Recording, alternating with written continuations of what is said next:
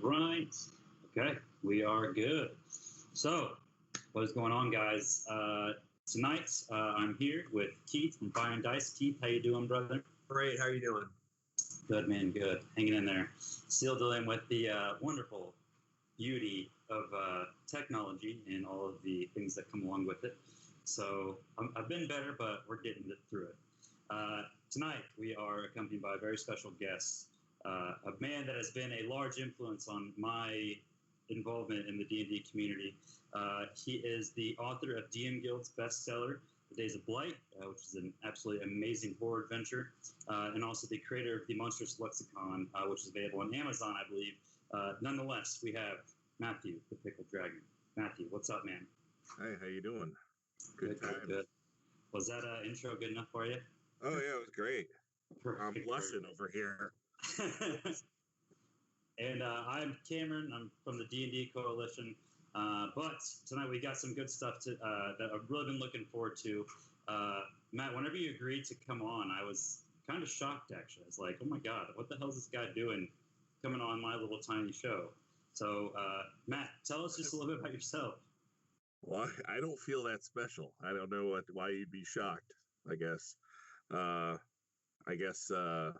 As far as about myself, though, I just play games. You know, I enjoy playing games, and I like sharing that with everyone else. You know, and that's honestly the reason why I started the whole Instagram thing, is just because I really just enjoy sharing, all the fun experiences we have, because I run so many different games and I have so many different people that I play with, and there's just it's just a lot of laughs, and I don't feel like I should keep that all to myself or anything, Right.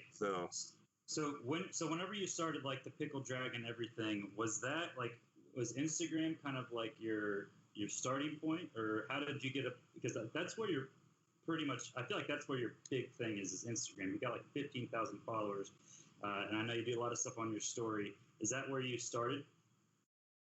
No, actually, boy, I want to say it was my daughter's idea to start Instagram, because I had actually made my website first, and I was doing writing. I was the Days of Blight and that series of horror adventures, and prior to Instagram. So, in fact, I might have even had Days of Blight out before I even started the Instagram account. So, really? Yeah, and it was just totally like, my wife came up to me one day and she's just like, you've been DMing D&D for like close to 35 years, and I don't throw away anything. So everything you see behind me, the shelves and boxes and all the 30-gallon totes and all those are just full of all these adventures I've written over the years, and all the character sheets and notes and everything. And she's like, you could put that all into an adventure and start publishing. And I'm like, oh, yeah. So that's where the Days of Blight, that was the first one I had actually went ahead and published. Right. And it's an adventure that was actually written back the second edition days.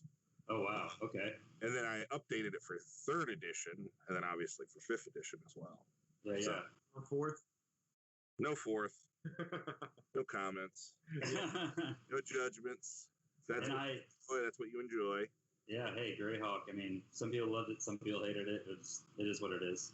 Yeah. But I definitely feel like that's why people are so drawn to you, because you are, like, you just exude genuine. Like, you're just completely genuine. Like, every time I've ever talked to you, even before I started my page on my personal Instagram, I'd message you and we'd talk, and you're just like, yeah, I just like to play D&D and like to share it with other people. And I think people are so drawn to that level of authenticity, and I do praise you for that, because I know a lot of people out there, like just in the realm that D&D is created nowadays with streaming, and you got all these live games and stuff like that. I think some people do get into it for the wrong reasons, and you are far from that. So I do applaud you on that. Well, thank you.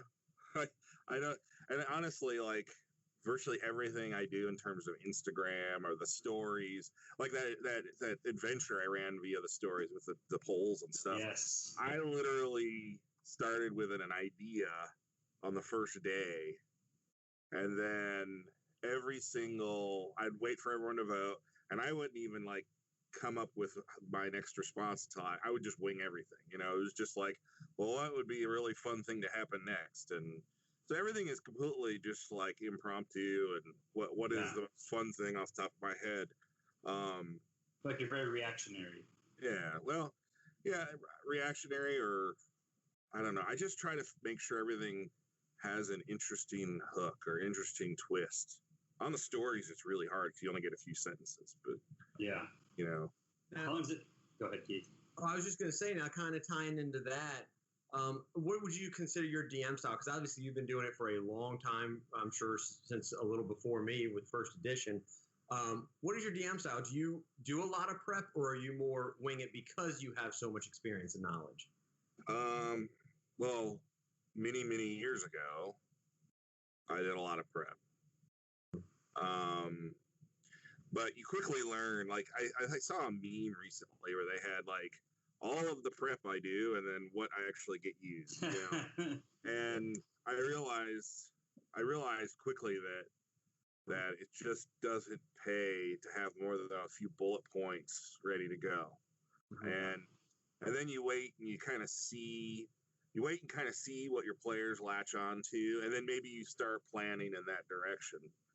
But you don't plan more than a session or two out, you know, because, you know, next week they could have slept on the wrong side of the bed and then they're off somewhere else, you know. Very true. But so I think that I would say that, well, I don't think I wing everything. Like, I always have like an idea of where I want to go with a story. I definitely try to leave it as open-ended as possible and adjust on the fly as much as possible, you know.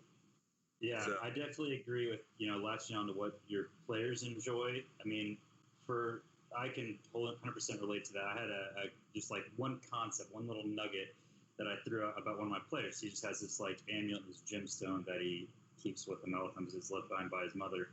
And like on the third or fourth session of our campaign, which we're not, you know, almost 40 sessions in, I had like one little thing that I said about the amulet, and then like he piped up, a couple other party members piped up, and it was like one bullet point that I had and all my everything prepared, and then, you know, the giant chunks of dialogue information I had for other routes, and they latched onto that, and it's actually become like a huge core thing that the whole campaign revolves around because that's what they enjoy. Yeah, I had a campaign where it ran for several years, but about a third of the way into it, I completely ditched the main villain of the campaign because the party had convinced themselves that somebody else was an even bigger threat, and it was really just like a side story I'd thrown out there, but the way they built it up to themselves and the way that they reacted to this what I considered a minor threat, they considered some monumental, like this is it, you know, if we don't take care of this. I was like, well, I gotta run with that because they've already built it up in their heads, you know. I can't, and you got to get your ego out of the way, you know. A lot of times they're like, no, this is what I've written, and no, I mean, there's no substitute for a genuine player response of, you know, of sheer terror. Maybe that's a little exaggeration, but, you know, if they've built up the villain even bigger than you could possibly build him up, that's awesome. Better, you know. And I this kind of a question, but also I feel like I just from following you for so long, I would know how you'd react. But as a DM, whenever you sit behind a screen and your players are raving on, you have all this stuff prepared, and it's something that's completely off book. Do you just sit behind the screen and just listen and let them and like say, no, we're not going to go that direction. Like, it's over here. Like, are you the type of DM that will let your players enjoy that moment and just build it up? And no, I don't tell them anything. I don't even say, you know, what do you want to do next? You know, I will lay out what's going to happen, and I let them argue about it, and let them. I just try to let them do it all, you know. Yeah. And then I lay out the challenges and the roadblocks in their way, and however they react. And sometimes that'll be a good thing, sometimes it'll be a bad thing. But you know,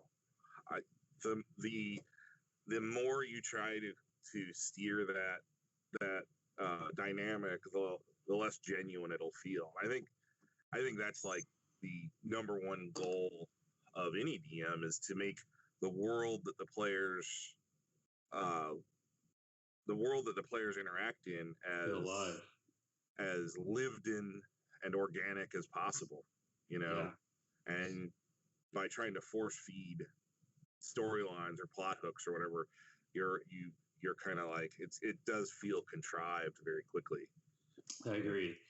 Keith, what do you do whenever you're sitting there DMing your players and you have everything all set up and ready for this, but then instead of going left, they go right? What do you personally do? You just sit behind the screen, let them do it? Absolutely. I just go along with it, just like Matt said.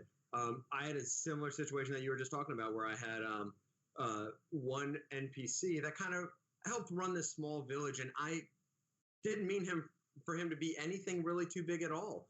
But the players themselves made him a bigger deal than he was. They started to despise him and wanted to plot to kill him. For really, they just didn't like his attitude. So then I just went with that and made him more than he was. I started building more around him. So I just go kind of in the direction the players go. I mean, of course, I have stuff somewhat planned out, but if it doesn't happen, it doesn't happen. I just go with their story because it is the player's story for the most part, you know. 100%. And a lot of times, you know, you can, no matter what you plan or prepare, whenever they go off the rails, you can usually retool whatever you did have ready to be reused in a different fashion, you know? Yeah, absolutely. So I kind of want to take it a little bit of a step back real quick. We kind of got into the meaty questions beforehand. So, Matt, I know that you don't really play a lot, do you? You DM for the most part, correct? Yeah, I got to play for the first time this year in probably, I don't know, over a decade. Yeah. Seriously. I can't remember the last time. I just remember the guy that DMs for me, when he gets the time to DM, he's killed every single one of my characters. Is it usually like a one-shot fashion or what? No, he'll start a campaign and then something will happen and he'll get tied up with work or whatever and it kind of pitters out. But it's been a really long time since he DM'd, and he picked up a Goodman Games Keep on the Borderlands book. And so he started running that. I made a cleric, and he's been kind of like looking at his watch, wondering when I'm going to die because it just always happens, you know. But it's a lot of fun. I love playing clerics. It's my favorite class. Mm-hmm. How is that? I've been interested in getting that. Is it anywhere close to the original from first edition? Well, I mean, the first edition module is 30 pages long. Yeah. And this thing's like 400 pages long. But I read a lot of it is duplicate stuff, like the module actually written like in 3 different forms or something. Yeah, it's all in there, but it's still. I mean, it's all inspired by the original module, but it's blown up. You know, there's a lot of story there. There's a lot going on. Wait, Keep on the Borderlands. How does that one go? That's the one. It's one of the original basic adventures. With the caves of chaos. There's like a little keep on the borderland that the players can base themselves out of, and then they go explore the caves of chaos. You know, but it was one of the original basic modules. Lots of goblins and horrible monsters and stuff. You know. Yeah. Minotaur is the main one that I always remember because that was the first one I ever played. Yeah. I think so. My dad, whenever we were growing up, we started playing back in like 3.5. That's whenever we really got into it. But my brother was an absolute bookworm, so he would read everything. And so my dad couldn't use any of the 3.5 modules just because my brother Cody knew them all. So he would take all of the original modules and just reskin them for 3.5. And so it's kind of funny because like Keep on the Borderlands, I think we played the original Ravenloft. The original Ghost of Saltmarsh, which was it called Ghost of Saltmarsh before? It was a Sinister Secret of Saltmarsh. Yeah, Secret of Saltmarsh. Yeah, but like the A1, like the Slave Lords, the Fire, like the Giants, like all of those things. We got to play those. So now it's kind of cool, like talking with people that are, that started playing in the 70s and the 80s. Like they talk about these modules, like, yeah, I know that, but I didn't play it back when it was originally came out. So, but yeah, I definitely think that's how we got started off, was Keep on the Borderlands. That's a great. My first one was the it's something about assassins. When was the first time you played D&D? Was it Assassin's Knot? No, it wasn't Assassin's Knot. It was a basic module, and I remember the module came with these cardboard cutouts so you could actually build the town and stuff. Oh shit! I think I know. Was it purple? Yeah. Oh my god, I do remember that one. I can't remember what it's called now.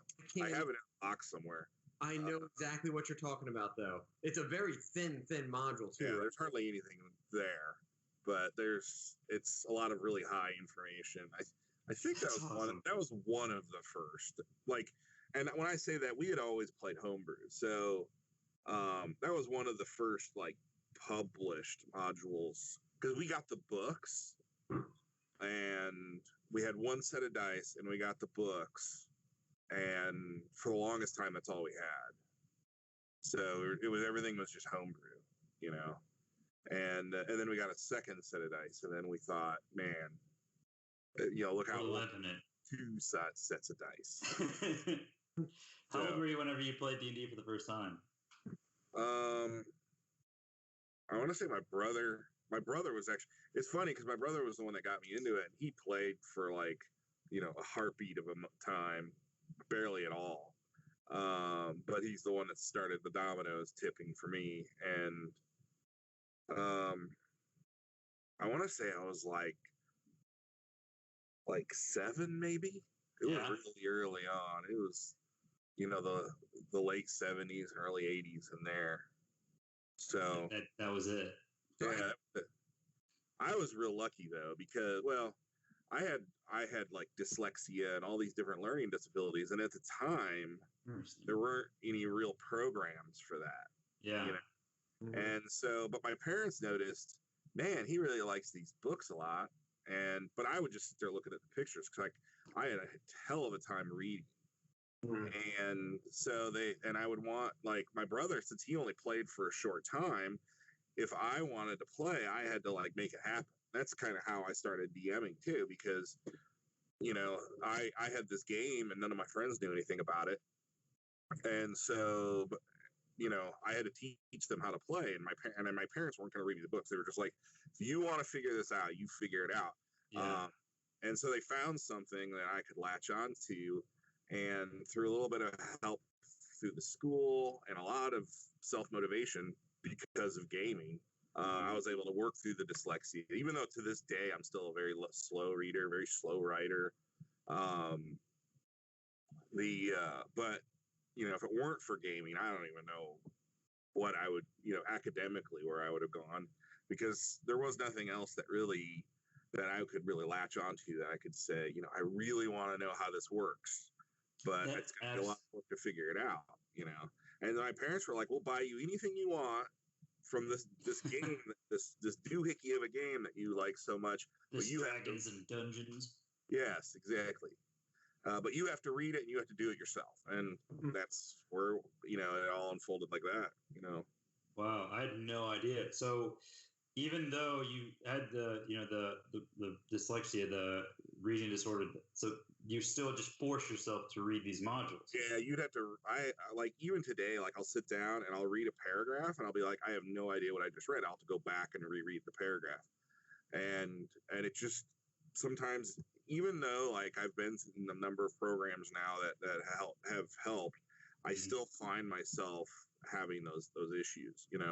Yeah. Which makes me a very slow reader, but at the same time makes me a very careful reader, because I have to really like examine what I'm reading and think about what I'm reading to make sure I'm processing it all really correctly.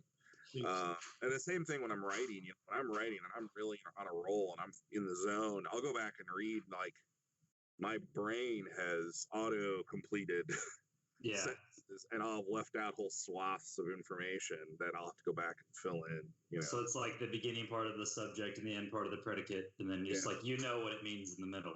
Yeah, then I'll have to go and fix it. You know. So how do you derive, or like whenever you're growing up, how did you derive inspiration if you didn't have that input of being able to read quickly and be able to just devour all of that knowledge and like all the stuff that was already there that a lot of people, they could read this module and then grab a lot of inspiration from that. I mean, could you just do it from looking at the pictures? I mean, because I feel like who you are as a DM is absolutely like your level of creativity is unparalleled. And I'm just baffled by the fact that you had dyslexia growing up, and you still are the way that you're still the incredible creative that you are now. Well, I think it was a combination of things, really. Like, I grew up, we had the old black and white television with the rabbit ears, and every once in a while, TBS would have Beastmaster on, or Krull, or, or Dragon Slayer, or any of those movies from the early 80s, and a lot of the really, really bad ones from the late 70s are on all the time. But I ate it all up. I was just like, and then I would look at it and I would say, man, it would be really cool if, instead of this happened. And then, I would be able to take that to my games, and there was a lot of emulation early on, which I think a lot of new DMs start out that way. They start out taking things that they know or things that they really enjoy from other media and putting it in their game, and then eventually they ask themselves, and this is kind of like the turning point for me. I started asking myself, well, why do I think that's cool? And once you figure out why something inspires you, you can then start turning that into other adventures or other ideas, Right.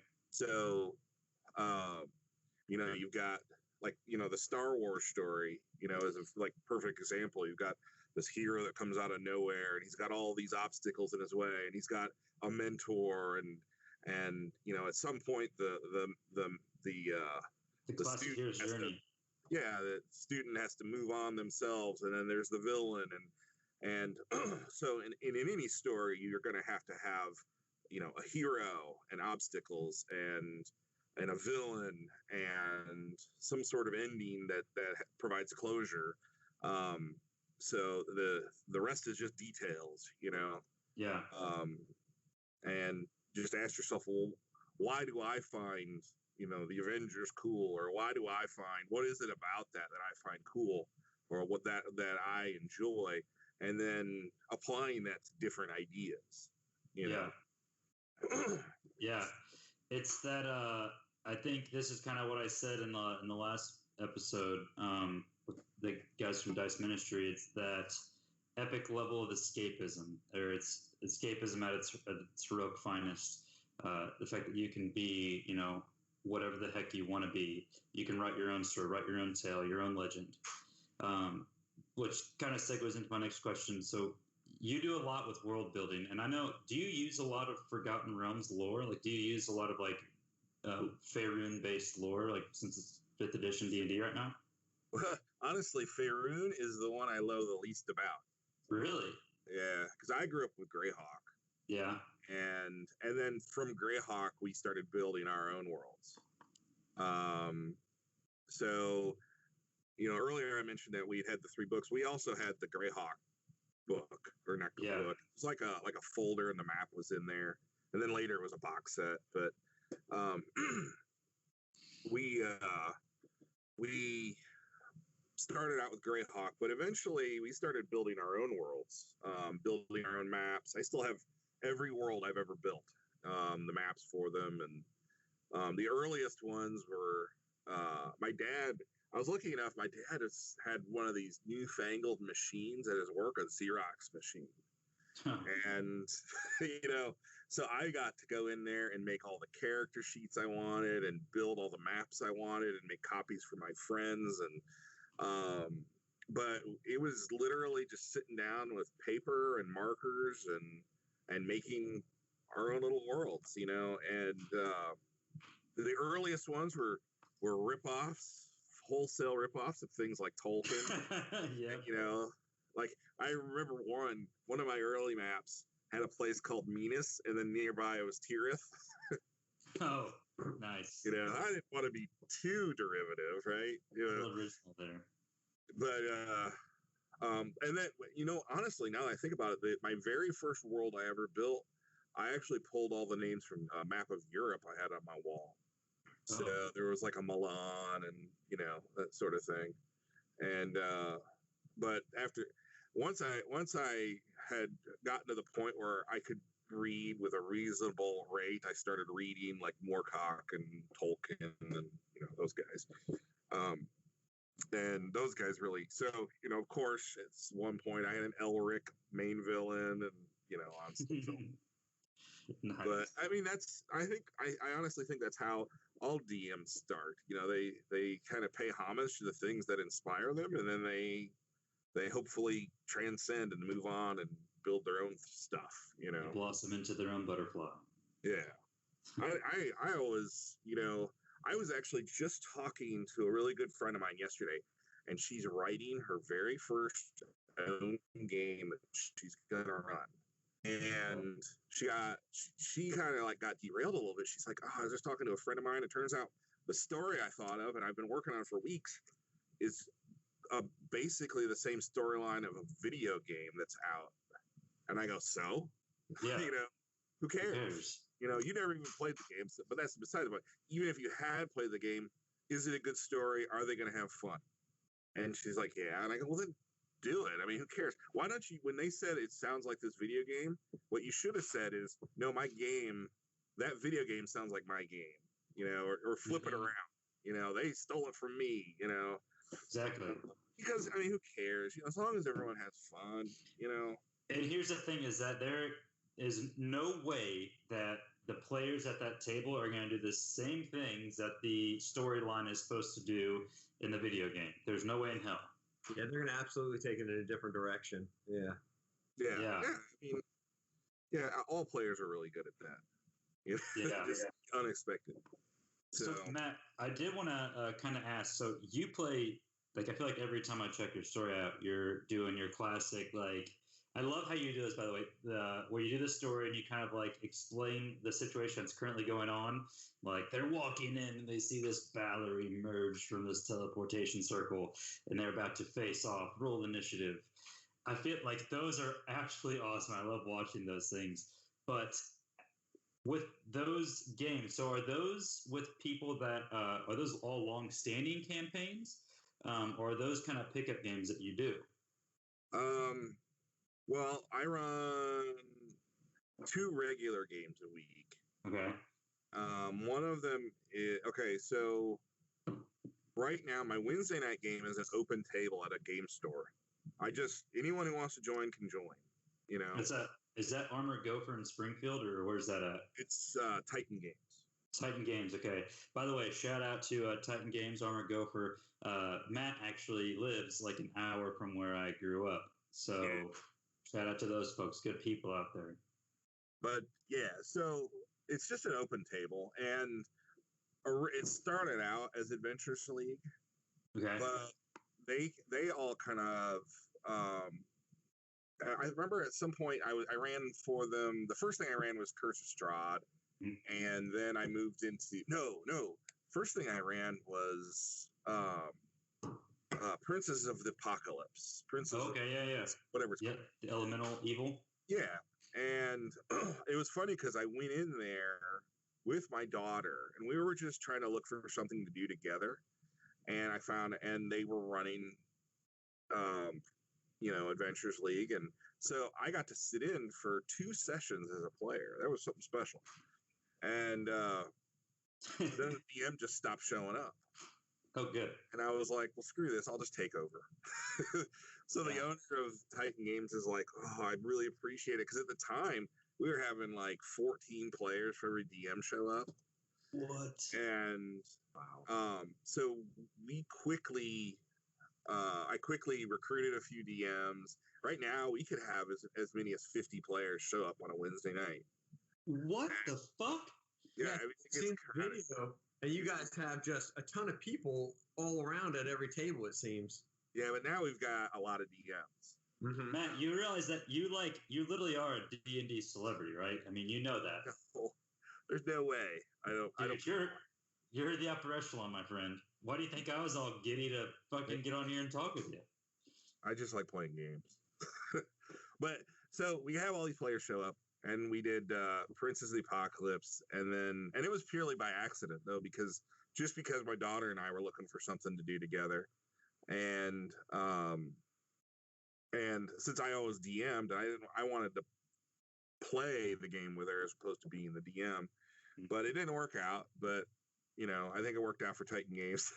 Yeah, because now they've got hordes of players and DMs, and we have this really cool program where everyone ships in $5 a week, and it actually all goes on to store credit, and then the DMs at the end of the night can disperse prizes for role playing and stuff.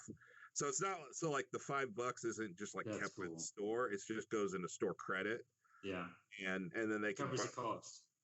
Yeah, and then the people, we do a weekly $10 prize, and then at the end of the month, whatever's in the bank, everyone rolls a D20, and whoever gets highest gets the bank.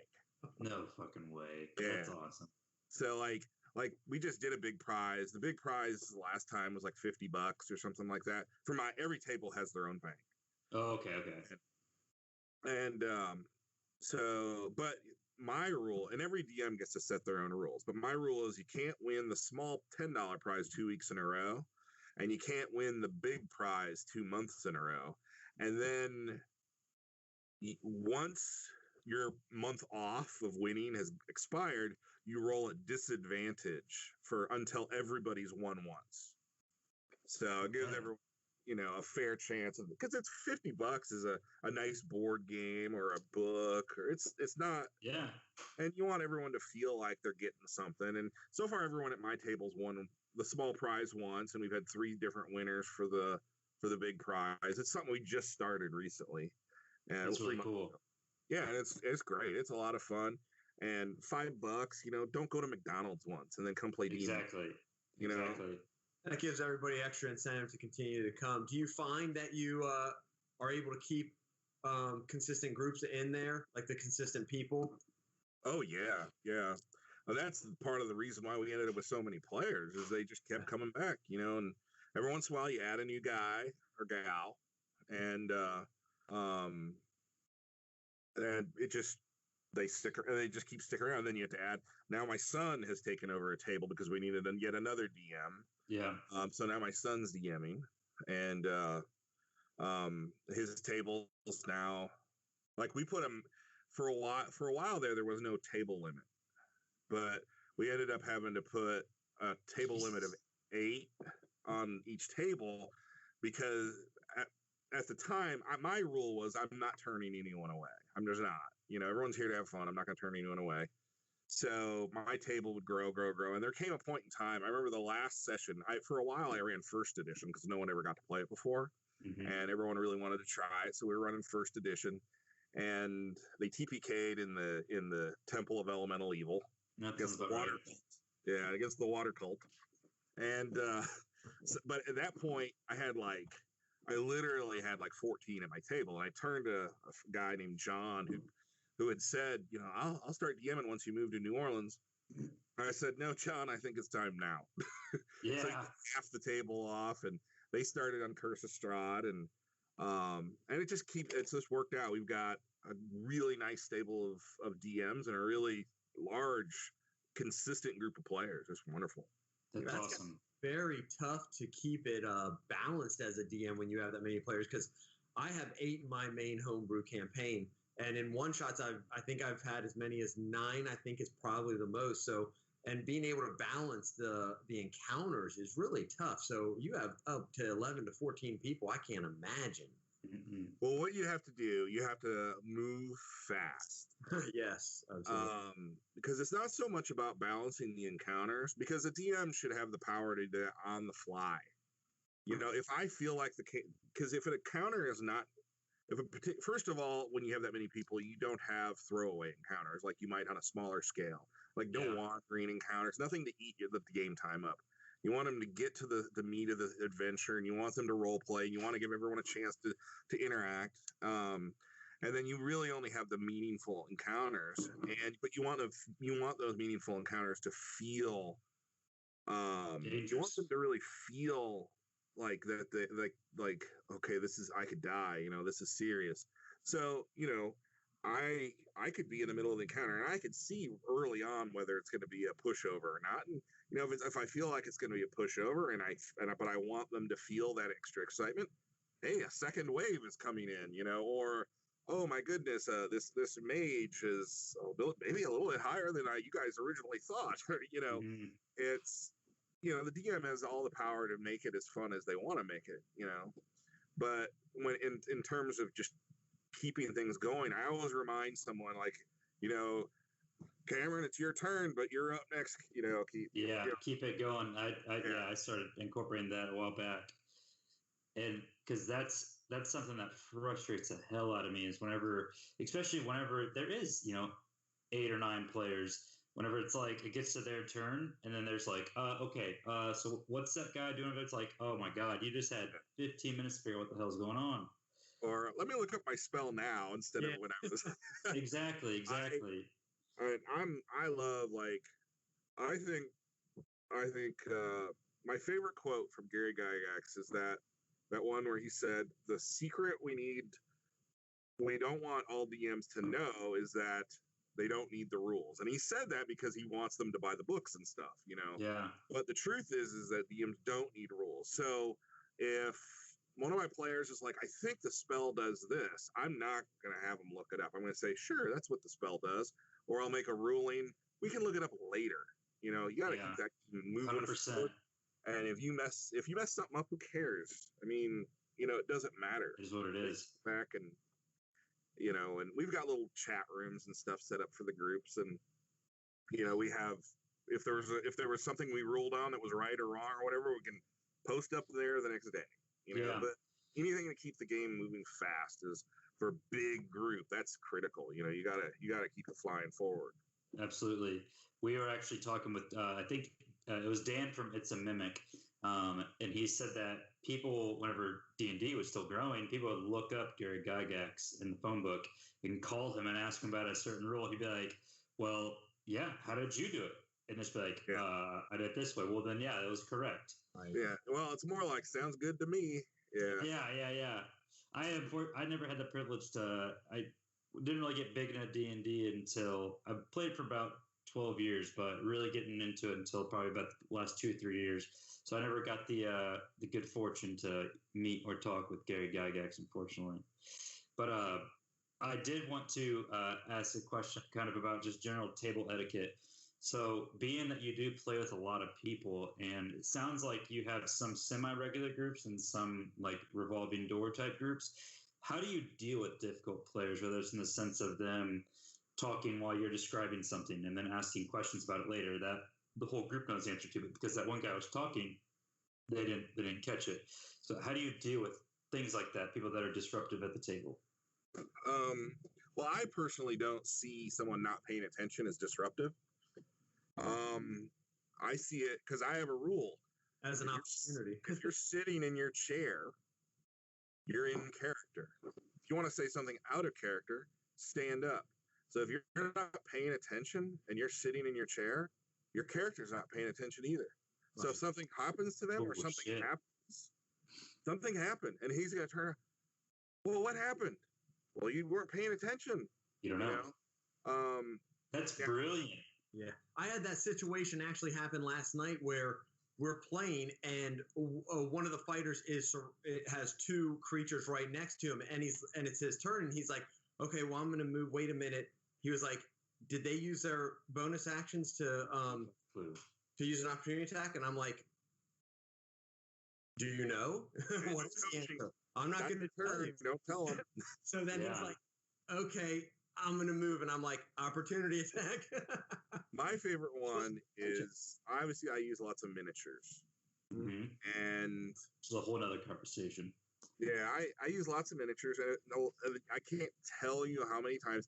And this only needs to happen once, and it cures the person. It never happens to that person again.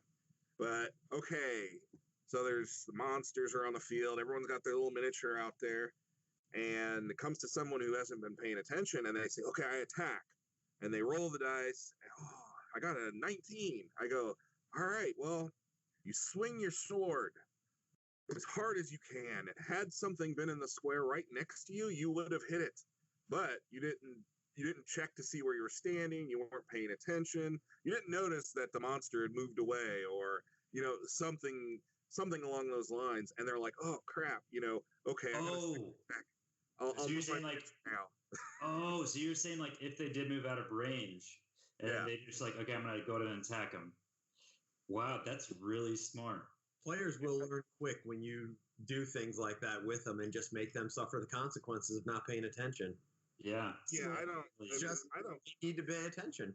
Yeah, I've had, and now if you're talking about problem players who maybe are argumentative or abusive or mean to other players at the table, I've had those occasions, and I have no qualms of putting the brakes on a game and calling someone out. I mean, if you want to embarrass somebody at the table, at my table, or I be prepared to be embarrassed yourself, because that just isn't going to happen. And I don't think I've ever had to kick anyone out of one of my games, but I have embarrassed people before.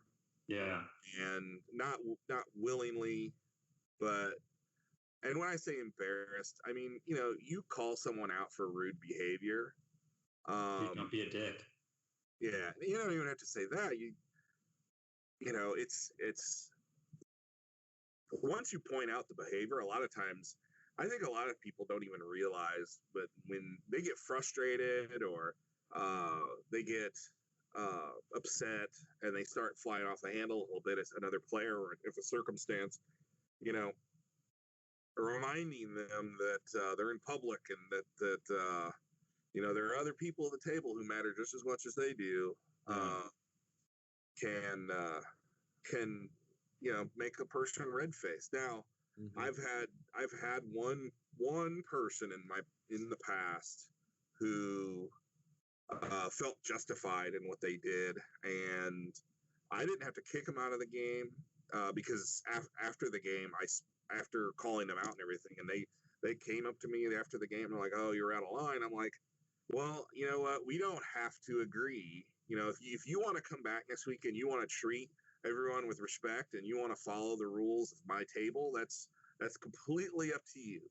Yeah. It's your decision." But he never came back. So,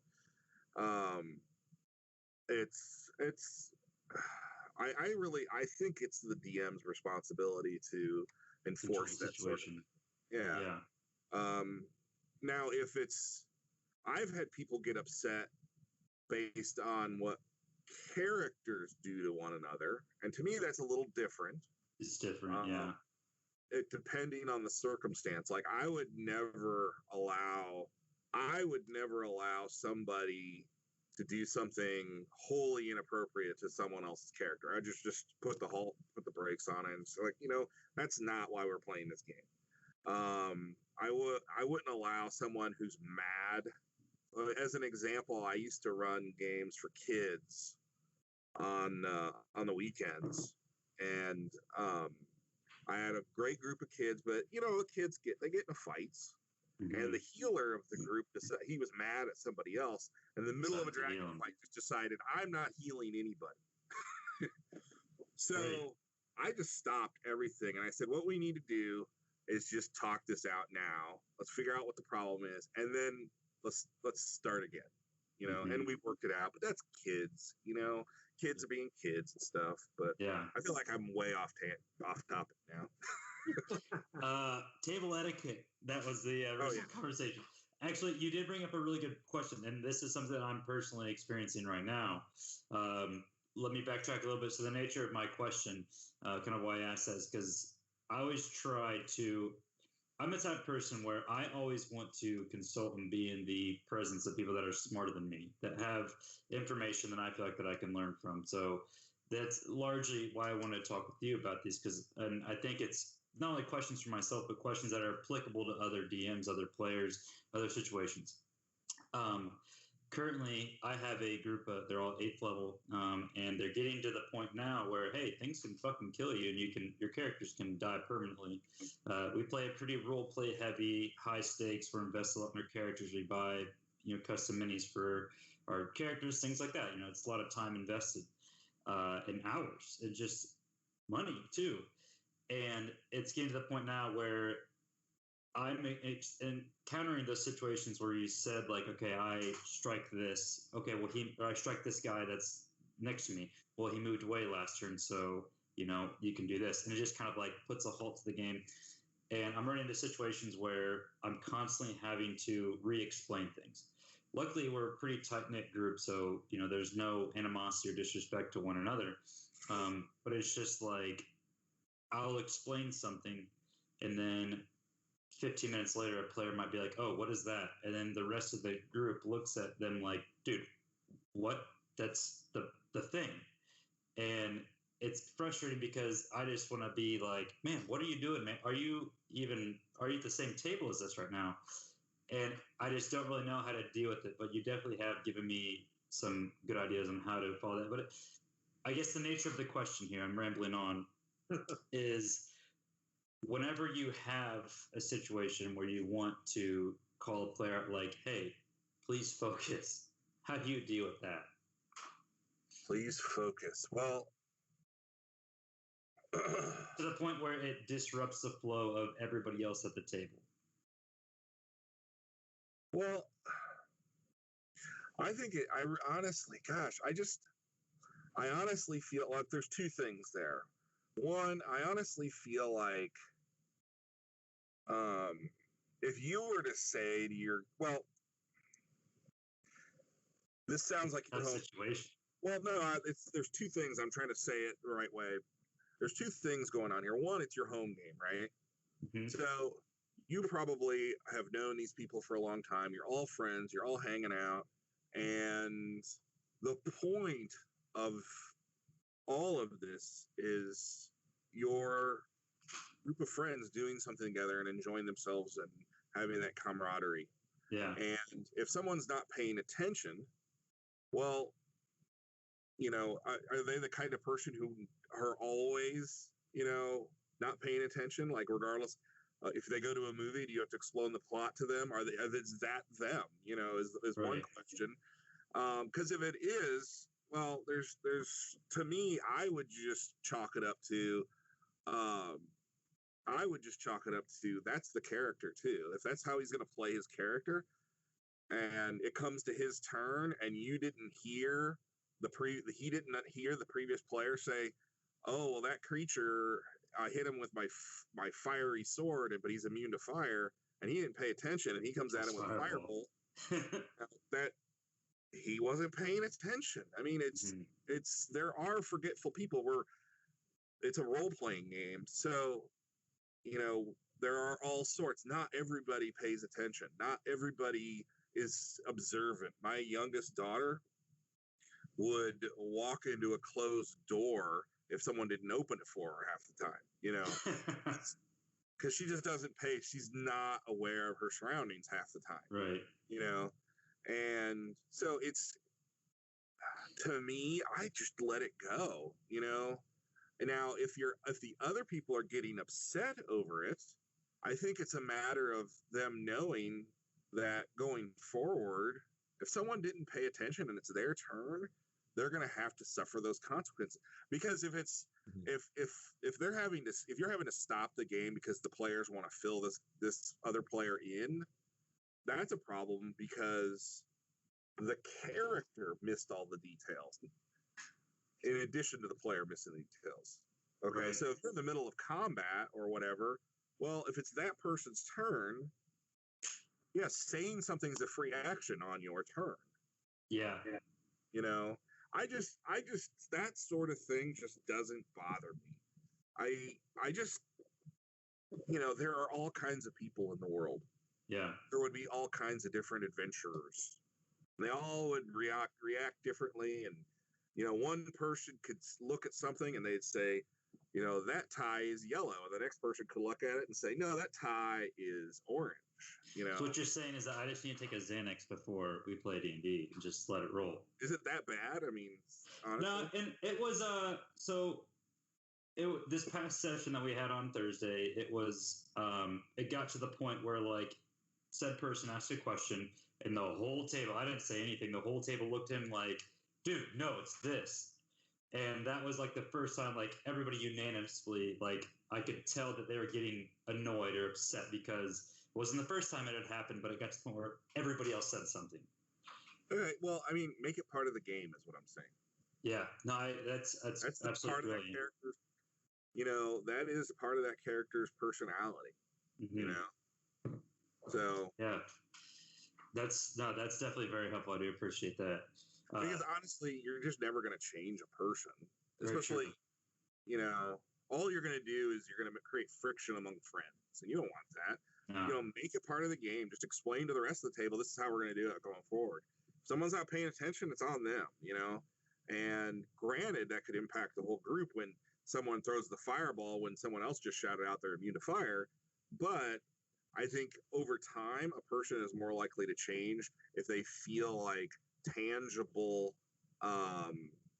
repercussions in game of them not paying attention, as opposed to everyone just going which at some point gets funny to that person, or haha, I'm known for this kind of thing. You know, It doesn't have to be that way. It's I just make it part of the game. Yeah, no, that's brilliant. That's very helpful. I do appreciate that. You said something about PvP, and this is kind of like a situation I have.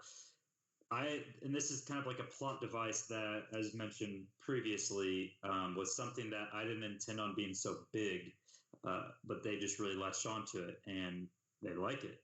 So one of my players is tasked. He's basically, his soul is indebted to a higher being with collecting these various stones. One of the other players in the group has set one of the said stones, and the other player knows that. So without causing a TPK, and I'm going to let them roll it out, but how would you deal with a situation like that where one player has something that this player absolutely needs, or else their soul is forever forfeit? Well, they got to deal with it themselves, right?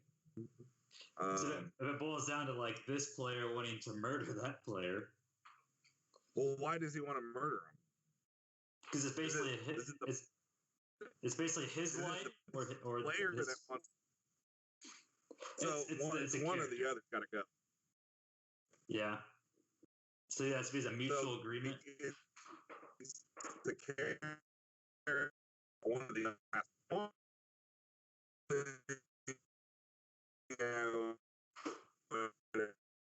Keith, are you sure?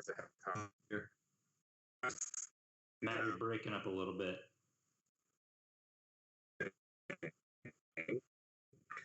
Can you hear Matt? No, he's completely breaking. Keith is chopped. Okay, there you are. Hey. Okay. Hey. You were both broken up. Yeah, we went dark for a while. What did you say? Yeah, I don't think either one of us could hear you. Oh, are we back? Are we good? Yeah, we're back. I think your energy just cut out for a second. Well, I would have the two players. I would tell, they're both obviously aware of each other in the circumstance, right? Yes, very aware. Okay. So let them deal with themselves. Yeah. I just don't ever want to come to like, okay, well, I'm going to go ahead and slit his throat whenever he's just. And I don't think they would. We're all friends, but they might just fuck with one another. But it's just like this weird, unique, like dynamic that I see unfolding every single session. Like the tension gets higher and higher. Like this person will ask that person about that item, and then he'll say, "Nah, fuck off." And then I don't know. I'm very curious to see how it's gonna pan out. But I've run games where there was a lot of tension between players. Yeah. And the to the point where one of the players became one of the villains of the campaign. Oh shit. And it started out rather innocently enough, where they were just like competing with one another. That's how often these things escalate. They're one-upping each other, right? And then it got now one of the things that I insist on in all my campaigns is that my players, if I'm going to invest all this time to build this world and create these games for you guys, the least you can do is give me a nice character history. True. And so character histories are important, and I always try to integrate them into the storyline some way or another. Well, I didn't anticipate the players using it against each other. So one player, he always sent most of his gold back to his parents that he would get on adventuring. He'd send it back to his parents. Well, as things were escalating, the other player kidnapped his parents. Oh my God. And when it all got said and done, there were a number of different things that escalated in between the two of these events, but he eventually fed the parents to a bunch of wyverns. And so when the player was like, I want my parents back or we're going to war, the guy literally handed him a bag of wyvern crap. And I was just like, God. Oh, and I had to run games on separate nights, and it was getting pretty hairy. But you know what was great about the whole thing is that they stayed friends. It wasn't personal. It was a part of the storyline. It never should be personal. I've run concurrent games. I've run evil campaigns and I've run good campaigns, and I ran an evil and a good campaign on separate nights, and they did not realize that they were in the same world until we did the finale when they all met the same day. At the very end, they all met on one day, and I go, okay, you guys are, excuse me, you guys, they were essentially battling over the villains were trying to resurrect a dead god, and the good guys. Wow. And they all arrived at the same time at this temple, this lost temple, and I'm like, I don't need to do anything else. You guys, you know where you're standing. The rest is up to you. And they had to duke it out. And that was the first day they even knew that they were in the same campaign and the same world. And these were separate groups, right? Separate nights, yeah. Wow, that is incredible. It was cool. But again, it never got personal. Now, me as the DM, if I ever felt like something were getting personal, like between those other two guys, I would have probably put the brakes on. But I mean, it always after the game, haha, you did. I can't believe you did that. Yeah. So, that's the real key to it, is keeping it fun, and that's the difference probably between, like, I would never allow that at my Wednesday night open game. That is going to be PG all the way. There's not going to be any infighting. I don't even allow evil characters at my open table. Only good or neutral. Yeah. And I always strongly suggest that no one plays chaotic neutral. No. And I've never had a problem as a result. Yeah. So yeah, it's definitely not an issue, but it's kind of one of those things where, like, there's some situations where they both look at me to, like, say something. I'm just like, no, it's up to you to figure it out, talk it out. And we do. It's all good fun, and it's never been an issue. But I'm very curious to see what the heck is gonna result. And maybe you as the DM could give them some alternative. Like, okay, the easy way out is one of you two guys getting this item from the other, right? But the alternative and much more dangerous avenue is you working together to go do this alternatively, and give them an out that doesn't involve them killing each other. You know? Right. But it's definitely something that maybe, if they're 8th level, maybe this is a CR10 kind of thing. It's a lot harder than just slitting each other's throats. Exactly. So I kind of wanted to shift gears a little bit, because this is definitely something I wanted to ask you about. So I know from watching your story, you obviously have an insane amount of minis. And I know a lot of times at the game store, you do the wet erase maps. But also, you have a lot of terrain stuff too, correct? Yeah, thanks to the Architects of Destruction. Oh, and scenery. Those guys, I'm doing some projects with them where I'm... basically, we're going to launch something a little different, where instead of just offering like terrain, I'm going to write adventures around their terrain. So if you go to back their Kickstarters in the future, like Printable Scenery has one starting here in a few weeks, they'll be able to get the terrain, but you'll also be able to get a fully envisioned adventure to go along with it, you know. That's really cool.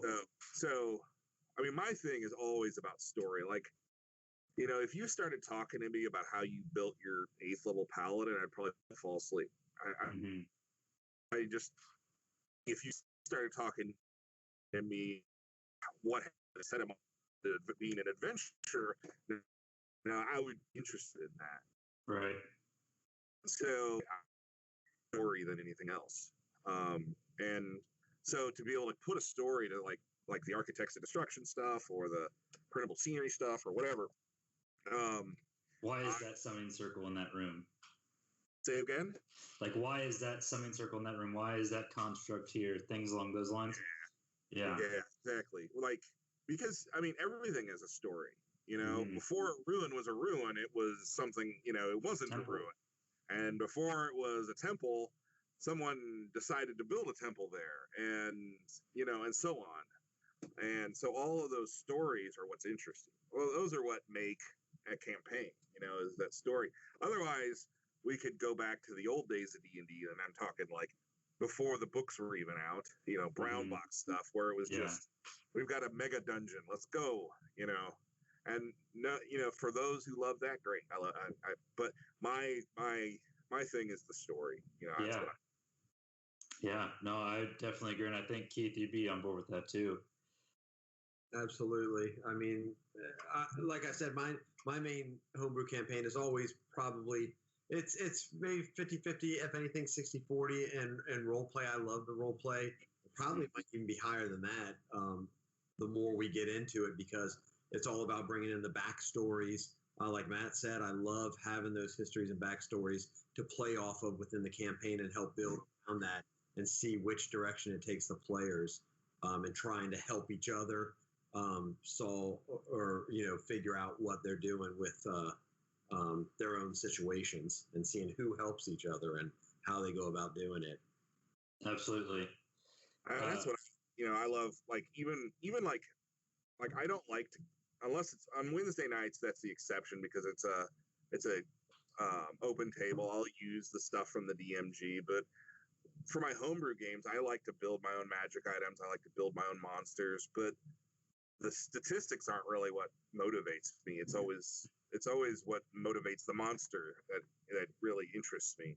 And so, like, I started posting some of the magic items I've designed for my homebrew games, and most of it is just the story behind the item, who built this item, or who had it, or who inspired it. Yeah. Why is it important, you know?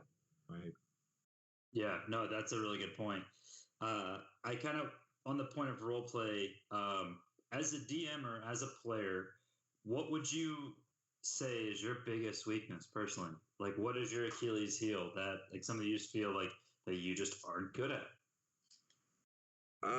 Well, I know what it is as a player. My biggest weakness as a player, and my son will say this, my wife will say this, is letting go. Like I tend to kind of take over situations as a player. And I tend to be the biggest personality or the loudest voice, and that's just who I am. You know, that's just who I am. Like, for example, I love playing clerics because I think in a universe where there is zero doubt, there is ample evidence that the gods actually exist. And in a world like that, a cleric or any religious individual would be extremely important. You know, so like in my campaigns, festivals are important. You know, anything that revolves around the gods is really important because everyone knows they exist and no one wants to make them mad, right? So for the group that I made my cleric for, my first character in I don't know how long, I took the inspiring leadership feat because they were all like, because they knew I was going to give sermons. And I go, well, you can choose to listen or you can choose not to, but if you're not inspired by what I say, you don't get the temporary hit points. So Yeah. that was the only reason I took that feat, because they knew I was going to preach. And I was like, well, how can I make sure that they're going to listen? Right. You know? So what about as a DM? As a DM, Whether it's that if it's a certain circumstance or situation that you just know that you're not that great. Like for me, as far as role playing a festival, like I could get by, but I know that definitely wouldn't be my strong suit. But what's something as a DM that whether you're insecure about or just something that you're not as comfortable, or you know that it's just not your strong point? That's a good question. I think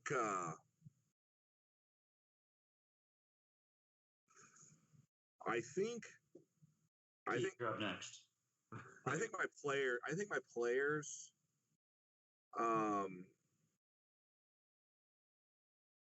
boy, Keith, you're up right now. Let me think about this. Right now? So weakness as a DM, I mean, I'm very critical of myself. Cameron, I think we've talked about that, how I'll discuss how the session went with the players after every session. Because I like to know that they're having a good time. So I don't know if maybe I overthink things during the game, maybe. And that may affect it. Maybe not. The players may not realize that I'm doing that. But I do overthink things a lot because I'm so critical of myself and I want to make sure everything runs perfectly. Yeah. Even though nothing is planned really, everything is just on the fly. I still want everything to go perfectly. I still want everybody to have a good time. So I think sometimes I'm just overcritical of myself, and that it may not, but I feel like it may affect the games at times. Just being overcritical with myself. I think any DM that puts a lot of time into prepping something and they present it to the players, that's a very normal thing. Yeah, because it's a very personal thing.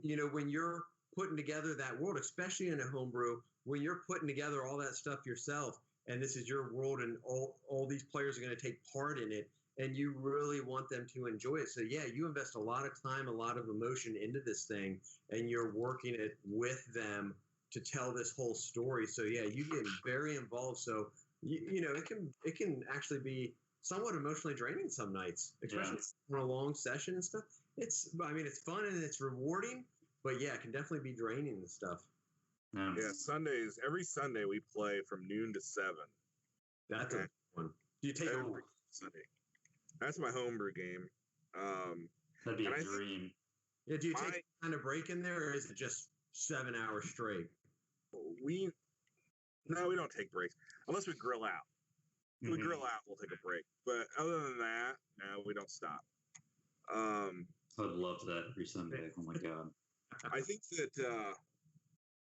that my biggest weakness,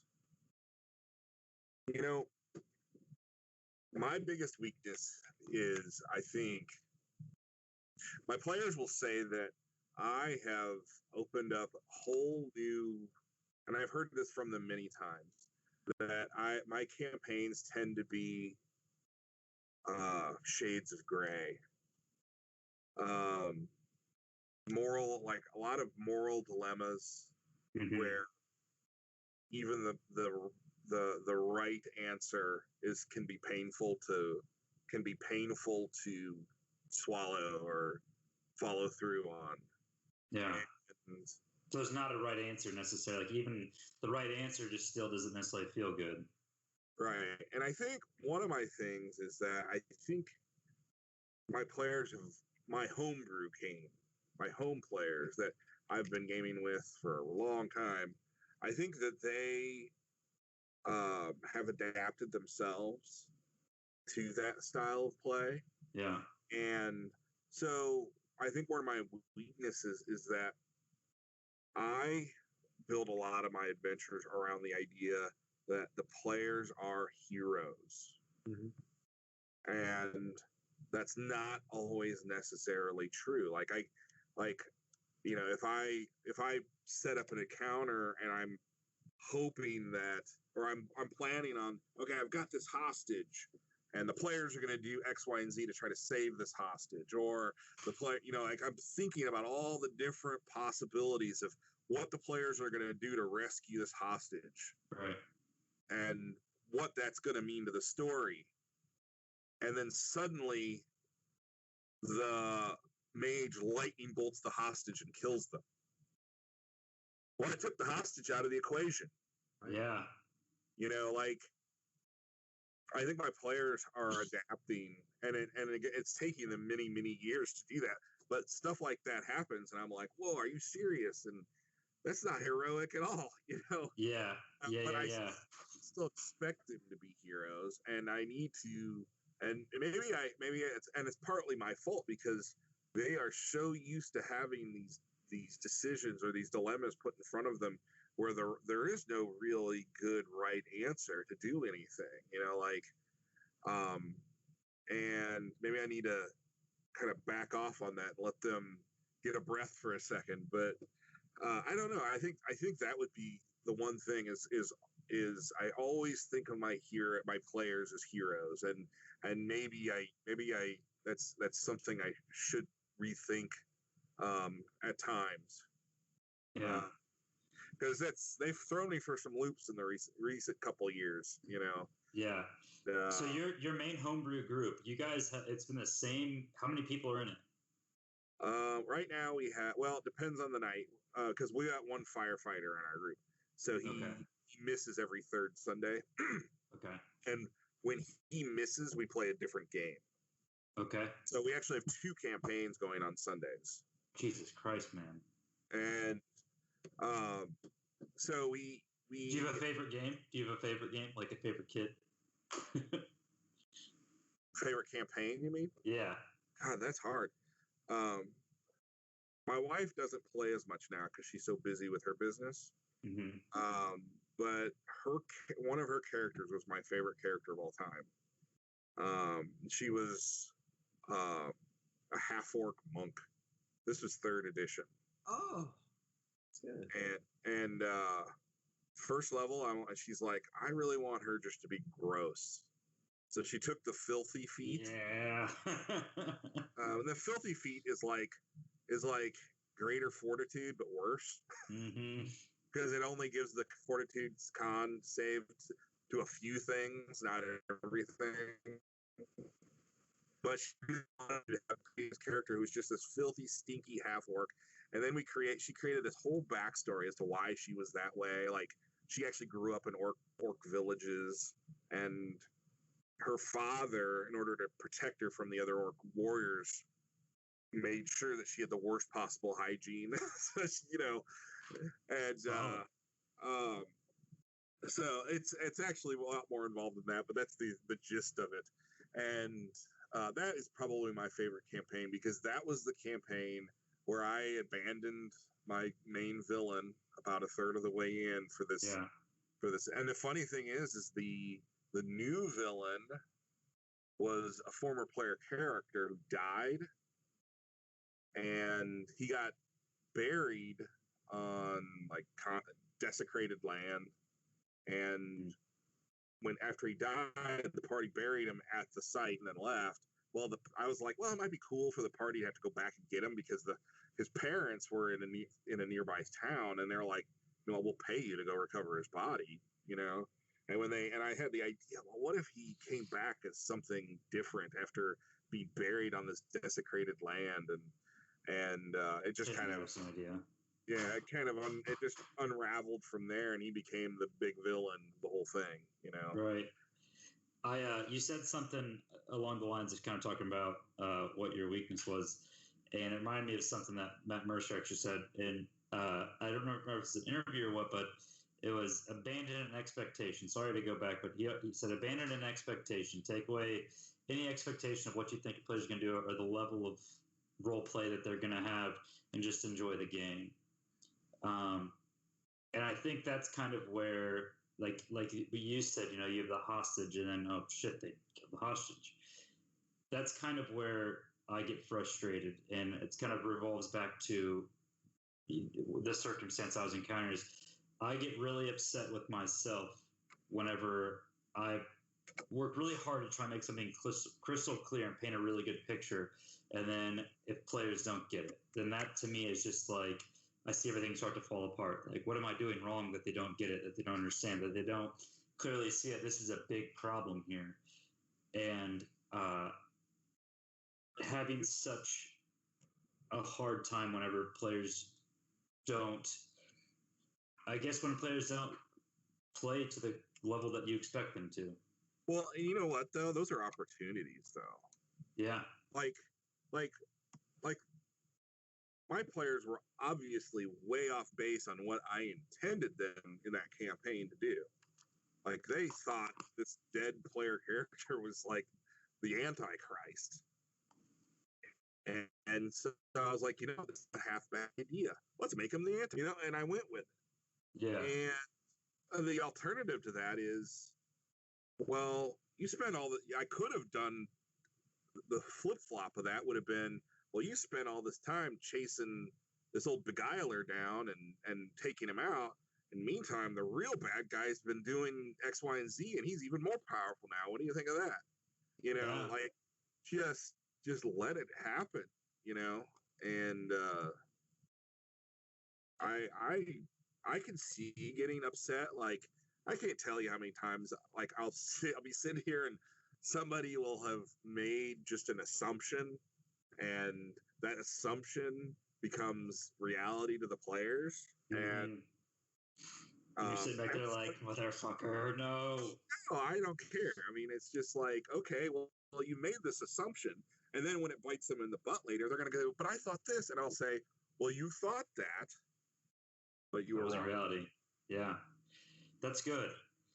We used to game journals. Like, my old gaming website that I used to have, every session had a plot summary in it. And they were able to keep track of everything much better back then. But since they stopped journaling, it's something that happens more frequently now, which I think is fun. I think if they get something wrong and they make a wrong decision and they end up 2 miles down the wrong path, I'm all for that. Yeah, I was looking. I personally keep a notebook full of like all of my stuff, that like notes from previous sessions. I a lot of times will highlight stuff, use different colored thing, and that's strictly because I enjoy doing that. And I think whenever players do that, I think that encourages the DM even more. Like, oh, they remembered that NPC's name. They remember what they looked like. They remember this certain detail about them. Like, I know me personally. Like, whenever my players remember something and take notes about something and they get it right, I'm just like, thank you so much. And so I do it, number one, because I enjoy it. I enjoy the story, the narrative. But also I know I think of it as it's a form of respect to the DM who's put in all those hours to create that NPC, to create this circumstance or this situation, or, this little thing that they mention every time. It might just be something, but they always mention it time after time after time. So something's going on in the background that might, like you said, come back to bite us in the ass later on the road. But nonetheless, I try to always keep track of those sorts of things. Yeah, and all of my players keep notes. It's just they're not very organized. Yeah. Honestly, as a player, I'm pretty bad about it too. I mean, my character sheet is just covered in notes and stuff, and I'm a big believer that the first character sheet you start should be the one that you have at the very end. It should be covered in erase marks and stains from coffee being spilled on it. And you should never. It's bad luck to change character sheets. Nowadays D&D Beyond and digital character sheets, and you can just pre-print them off and everything. But my very first character sheet that I started when I was 12 years old, I still have it. My parents' house burnt down, but by golly, that's one of the things that made it out of that fire. I still have it. Yeah, we put that campaign for 10 or 12 years. I usually use like I don't have a character sheet. It's usually like hex paper, like a pad of hex paper. I'll just write my character down, and then eventually it'll have like eraser marks to the point where like it's worn through the paper, and then you tape and put it over the top, and you got to have the same character for all you guys out there, that's good luck to have that same character sheet. You heard it from the Pickled Dragon himself. That's right. It is good luck. I still have all my original characters and everything too. Yeah. But in fact, I actually found the box just the other day with a lot of that stuff in it. I started posting some of that stuff up. I did Devious Lurking the other day. It was an old friend of mine's character, his wizard, and we back then we created our own statistic called it's derived in a lot of the same ways that ego was derived. Wait, called what? You cut out a little bit. Oh, sanity. Sanity. Yeah. So sanity was like if you died and were resurrected, you'd lose sanity. If you confronted some like elder evil, you might lose sanity. Like there are all these things that can cause you to lose sanity, and you were expected to role play. Yeah. And Devious got down to a 1 sanity, and he played it so well. Like one of the things that he did, the party had stolen an astral dreadnought. Oh God. And he had convinced himself, because he had convinced himself that it was powered by a stationary bike.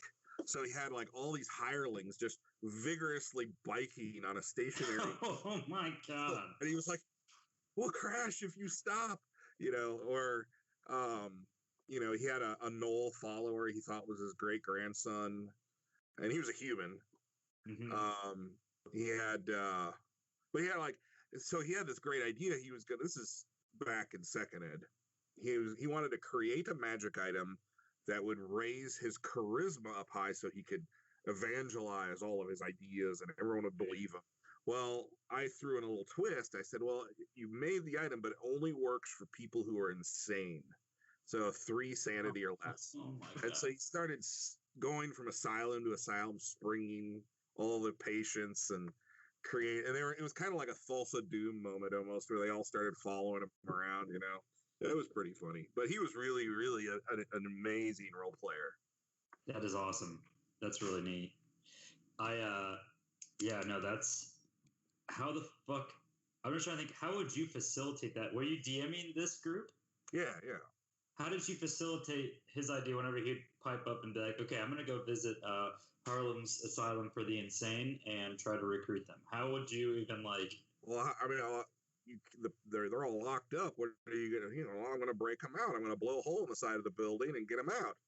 And most asylums they're gonna have Chubbs the village idiot who's a guard. He's really big, and he's not gonna be any match for a 10th level wizard. So that is perfect. That sort of thing, and eventually he got a few hundred of these crazies following him around, and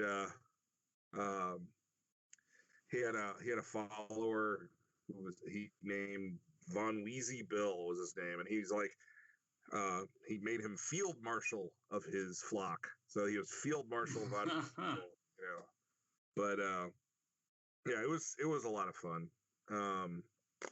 That was a very memorable campaign for the fact that it was one of those campaigns that didn't have a really solid storyline. Mm-hmm. It was just a lot of adventuring. Yeah. And that allowed, when you have that kind of open-ended sandbox, it allows the players to do more like keep building, or like they founded an adventurers guild and built up this town from a small little backwater town to something that was pretty big. They built a tower and a castle in the town, and that's something that's missing, I think, from a lot of campaigns today, is that the storylines are so involved and usually time sensitive, so the players can't really enjoy their wealth or do that level of keep building or estate planning. Yeah. No, that's really cool. We actually, in the very first campaign I ever played that lasted for all those years, we were able to do that. We were able to have a keep that we built from scratch. My brother took the leadership feat, so we were able to hire people to come live in the keep, and basically, like, we would deposit all of our gold at the keep after every big adventure. So it was a lot of fun. I definitely like those open sandboxy type adventures where you have the creative freedom to do that, and also a lot of that comes with having a good DM and having a DM that allows that and says, hey, we don't want to go right, we want to go left. Having the DM that on the fly can say, okay, and just can make it seamless. Like, yeah, he had that prepared the whole time. And I think that, like with really good D&D groups, you have to have a combination of both. Obviously, you have to have a good DM. That's huge. But you also have to have good players. You have to have players that are willing to buy into that narrative, willing to role play to the level that everybody else wants to, and have kind of similar interests in things of that nature. And I imagine that you're very blessed and lucky to have a lot of good players. Yeah, and I've played with a lot of good players. When I think about it, I think back, there's some players from 20 years ago that I used to play with that, man, I genuinely miss playing the game with them. There was one fella in particular, Sean. He was, the best way I could describe him is just that Captain America attitude. He wanted a hero. He wanted to save the day. And today, having games, like run so many games and run the gambit of all the different types of players, that is gold to a DM. Being able to, because I could always count on him trying to do the right thing. But would he steamroll everybody else? Like, would he try to talk over other people? No, he did not. That's a good balance. He was definitely the moral compass. Yeah, of the group, and they didn't always do the right thing. They made a lot of mistakes. Every game, every group is going to make their share of mistakes, from a role playing standpoint. Right. But I could count on him trying to do the right thing, with the information he had, and to me that's gold for a DM, because that makes my job easier. I always knew what to expect from him.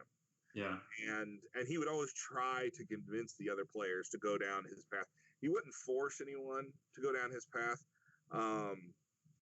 But I love the fact that he would embrace religion so much in the game, for example. Like my little adage earlier about the gods existing. They exist. Yeah. There's no doubt whatsoever.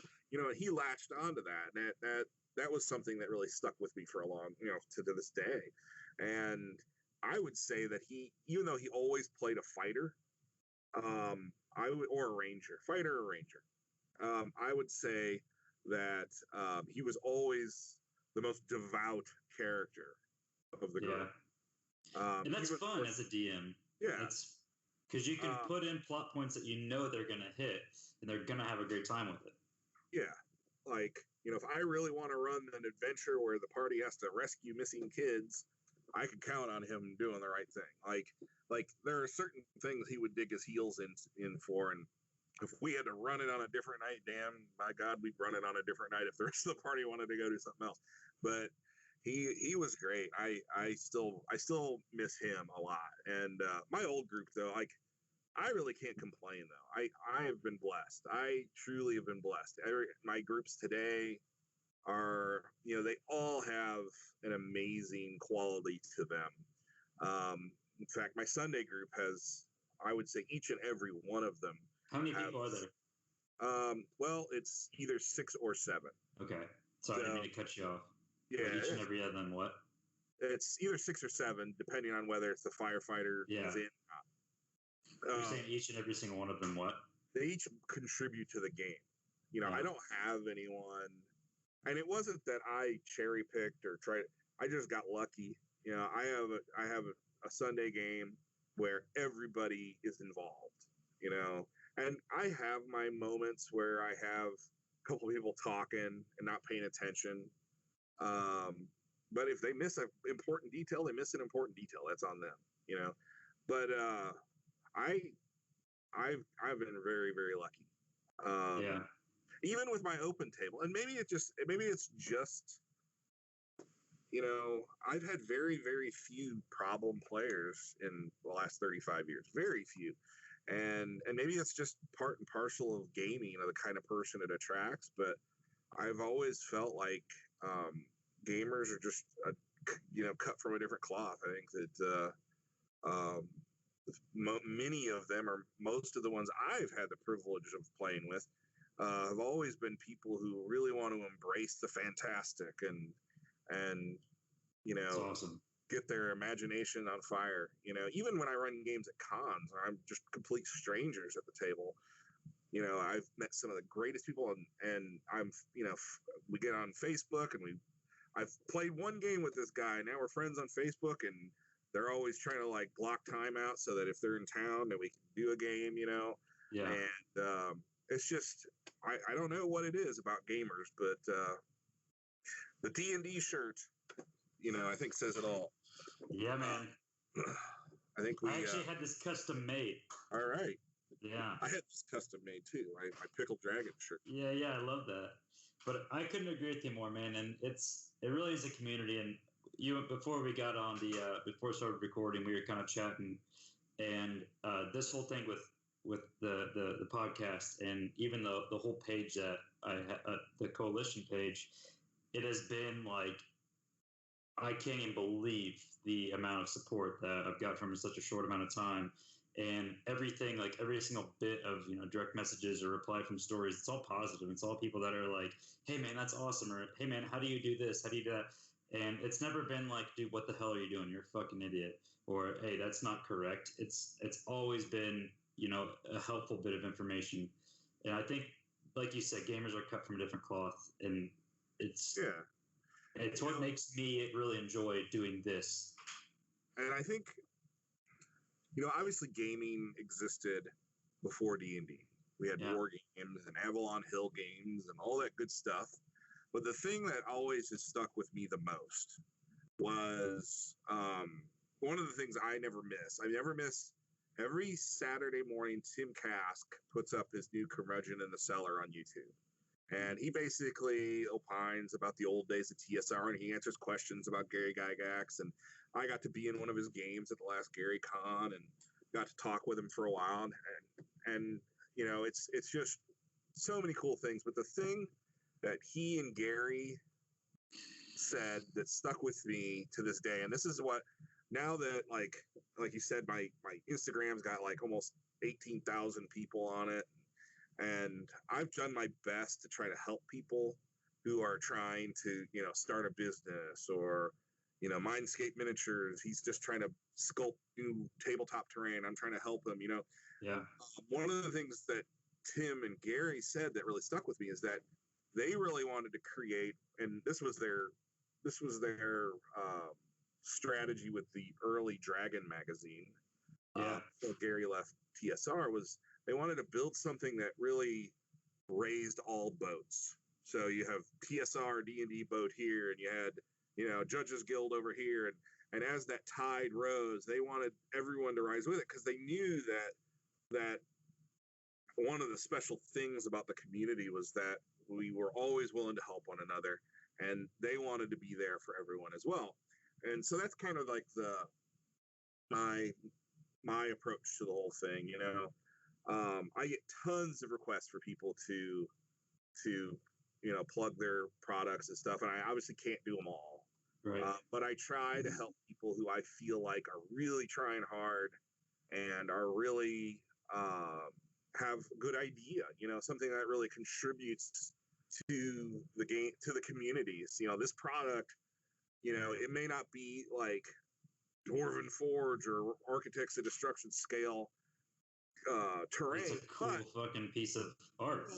But not everyone can afford that stuff. So this 2D tile thing that these people over here are doing, that's one of the things that I'm going to be helping these guys. They're doing 2D terrain. What are they called? That's great for people who can't afford, the big stuff. And so I try to help everybody. And I was as many people as I can, I should say.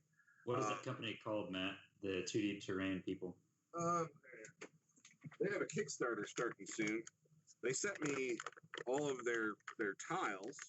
It's 1985 games. And it's just little 2D tiles, like we have a copse of trees, or maybe it's winter time. Oh, it's sweet. Yeah, I mean, and I think everyone's seen the tiles that Wizards of the Coast put out, and those are nice too. But even those have a pretty good price tag with them. I don't know what the price tag are on these yet, because the Kickstarter hasn't kicked off yet. But basically, it just, it's a huge, treasure chamber, And for somebody who can't afford the really good stuff, and by good I mean expensive. Yeah. They can build a wonderful table of this stuff, and that's excellent. Honestly, I was just having a conversation with a guy yesterday, or actually it was just today. He told me, I got my 3D printer now.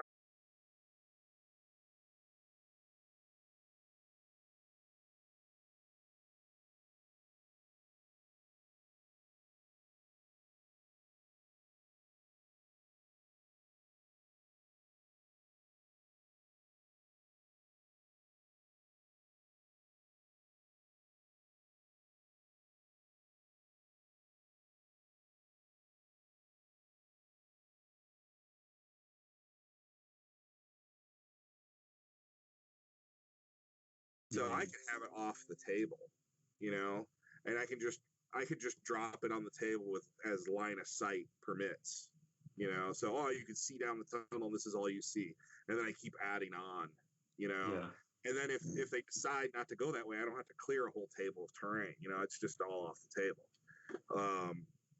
and it's all something I can build on the side.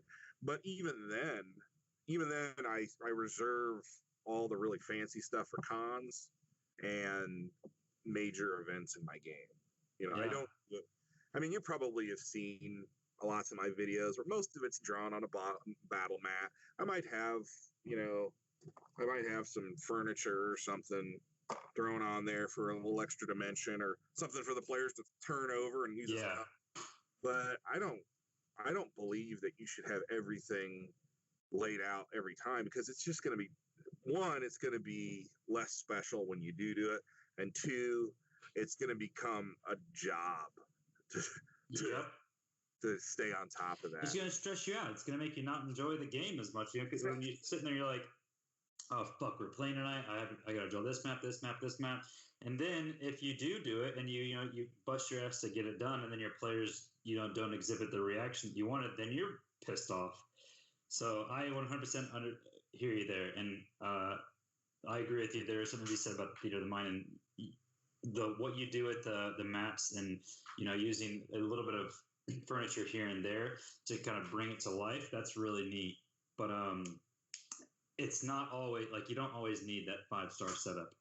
And I feel like that's why we play D&D, is because we want to use our minds. We want to be creative. We want to have that outlet. So there's nothing wrong with not having any map for an encounter. Right. Especially if they do go left and you anticipate them to go right, and they encounter a couple guards or something along the way.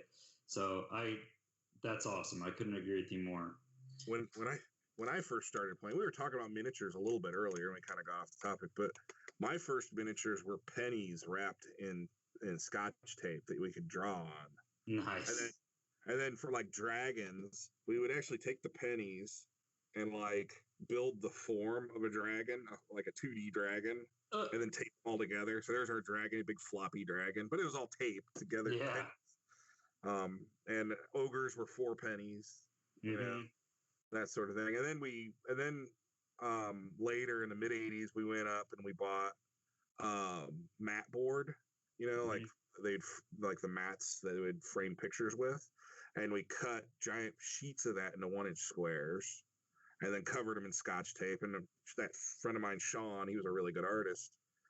He would draw the character for each of them, and well, and then with my dad's fancy Xerox machine, we could Xerox the monsters and tape their pictures on the little mat board cubes, and yeah, I mean, there are 1,000 different alternatives. You don't need to spend a hell of a lot of money to have, I'm just fortunate. I got into like the miniature game like before it was really popular. Like I got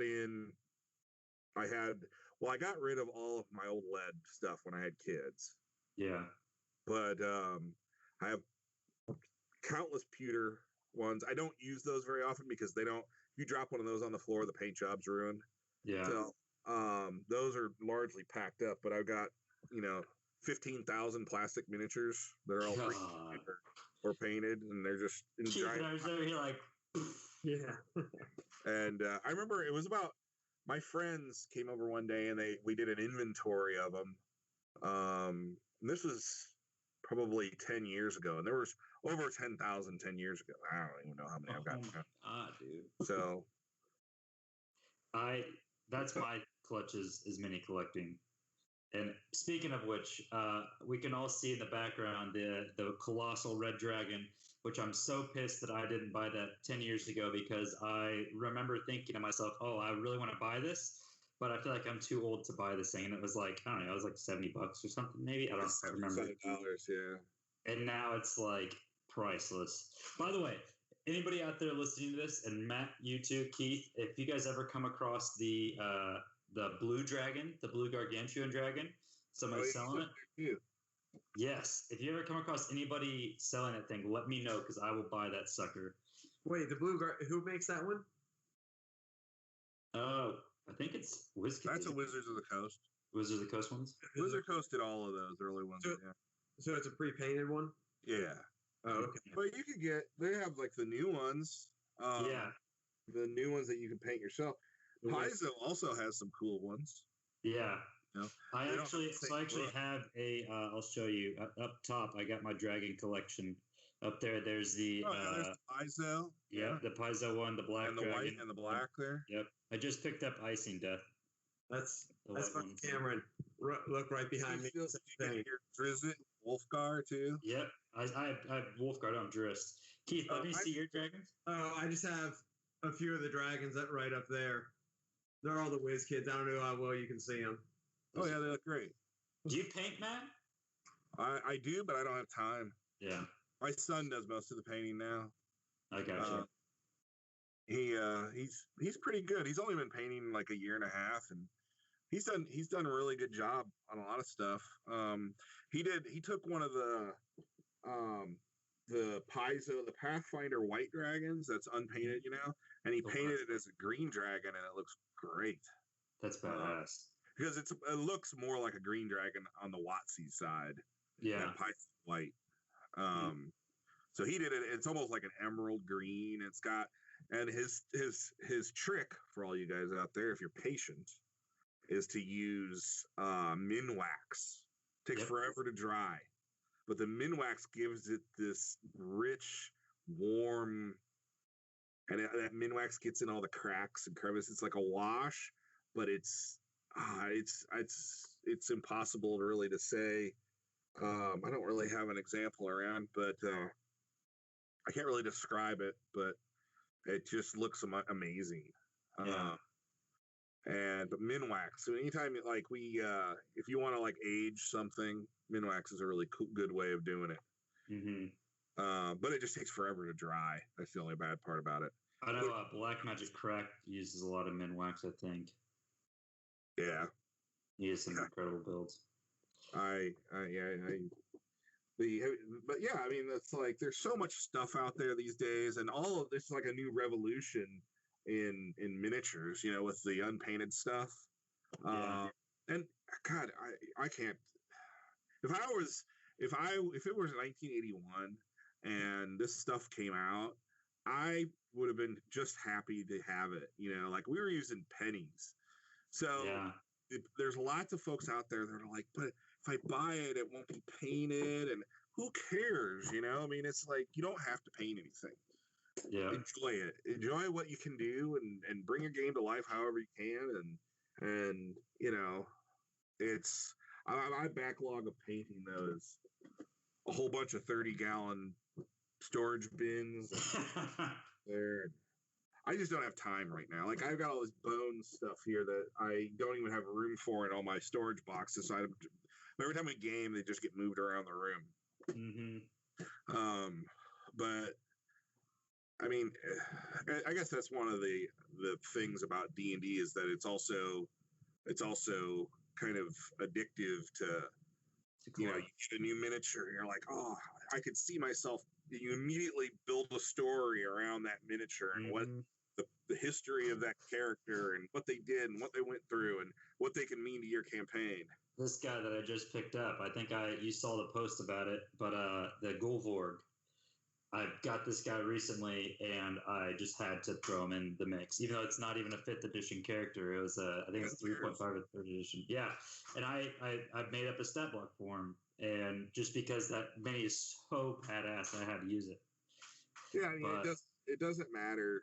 It just doesn't matter. One of my favorite things is to create new monsters. That's kind of like how the Monsters Lexicon came about. Was Kelsey Dion and I, we were at GaryCon 2 years ago, and we were sitting there and we were like, wouldn't it be hilarious if there was a monster manual of all just goof monsters, like a toilet mimic and the boozoos and all, just a whole monster manual of just monsters to laugh at. Yeah. So then we were like, Keith, you have handy, don't you? Huh? Keith, you had the lexicon handy, don't you? Yeah, I got it right here, actually. For you guys not knowing what he's talking about, this is it right here. Awesome. Oh yeah. You've also got what, the 4 playable races in there as well. Yeah. So the idea behind it though originally was like we were going to make a goof monster manual, and the more we talked about it, like we left GaryCon and we were like, we should really do this. And I was already setting up a publishing company, getting it all set up, and I was like, yeah, I could actually produce the book and on the whole 9 yards. And so then once we realized we were actually going to do something, we're like, let's kind of, and then we decided, maybe we should make it serious. Yeah. So we wanted to kind of give it a different twist, though. We wanted to make sure every monster had a story, and we wanted not only their story, but the story from the perspective of adventurers who fought them. And that's where like those adventures at the beginning of the book come in, and then all their little dialogue as it goes through comes in. It's just like their little their experiences fighting those creatures or what they've known about them, and it also plays into like we tried to make it appear as though like one's an elf, the other's a human, but the human's old and fat and he's ready to die. He's like an old school, like Viking style guy. Just he's done with this world. I'm ready to move on. But the elf can't let him go, so she's been slipping him potion of longevity here and there to keep him going. Nice. And he doesn't know it. He just keeps, boozing and enjoying life. And so it's just, to me, it's just giving that something a little extra to make the creatures feel real. And lived in is the word I like to use, is just the words I like to use is make them feel like they actually exist, and not just so much of a printed, words on a piece of paper, but here you got these people talking about them and a little bit of I tried when we wrote these monsters, I tried as best as I could with the amount of space we had to give them a richness, Yeah. Like my favorite monster in there is the Abaddon, which is a fallen angel of sorts. It's a fallen angel, but not by the angel's choice. So if you read about the Abaddon, I wanted to create a monster that was like a Jack the Ripper. I wanted a Jack the Ripper monster, but I wanted him to be tragic. So the idea was that he's an angel. It's a curse of the Abaddon. He's an angel that was captured by the forces of hell and tortured and essentially reprogrammed. And then the devils then use their magic to kind of integrate him into high society, right? So while all these rich noble types and stuff, they'll all say, yeah, he's been here, his family's old and everything, but they can never recall any details about him. Yeah. He's just always, awesome. And then, but the real curse is not so much that he's Jack the Ripper going and murdering people and doing the Jack the Ripper thing. The curse is, and where the true curse comes in, is that when he murders somebody, his programming is shut off for just a few seconds. So he's covered in blood. He's murdered this person, standing over their body. Oh my God. And he realizes, I'm an angel. And that is the moment that hell wants. It's not murder itself. It's the torture of the angel. And then his programming kicks back in again, and he's the Abaddon again. You know, dang, that's badass. Yeah, that's really cool. So, do you still actively publish things with Pickled Dragon Press? The Monsters Lexicon was published what, in August of last year? no, it was published in December. December? Okay. Do you have some upcoming projects you're working on Yeah, I've got that you want to discuss? The Days of Blight are on the DM's Guild. The first 2 Days of Blight books, and the Misfit Maggot 5 are on the DM's Guild, and those have been very popular. I'm working on the final installment of the trilogy. It's The Coven. but I'm putting that on the DM's Guild just to complete the trilogy on the DM's Guild. Yeah. So that'll be my last publication on the DM's Guild, where the party actually travels to Hades to take on the Hag Lich. You know, she's like the head of the Night Hags, and I've been working on that for the last 6 months solid, and it's harder because it's a higher level adventure, and you've got to account for a lot more. Like writing a low level adventure is super easy. Even a mid level adventure is super easy. You know, you can crank those out. I cranked out 3 adventures 1 year, and that's, you know, play testing the whole 9 yards. This one we've got 2 separate tables play testing it, and it's gone through a number of rewrites, and it's just a lot harder to write a high level adventure that's balanced. Yeah.